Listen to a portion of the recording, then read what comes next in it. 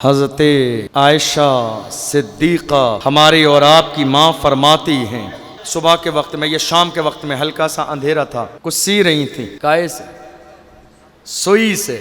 अंधेरे में वो सुई गिर गई।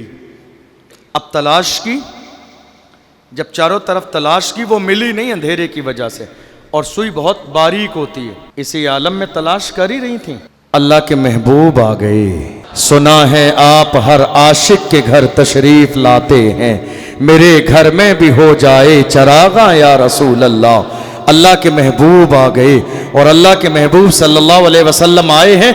हज़रत आयशा सिद्दीक़ा फरमाती हैं, हुजूर का चेहरा जैसे ही कमरे में हुजरे में दाखिल हुआ है, हुजूर के चेहरे पर ऐसी रोशनी थी कि मेरा हुजरा जगमग होने लगा है।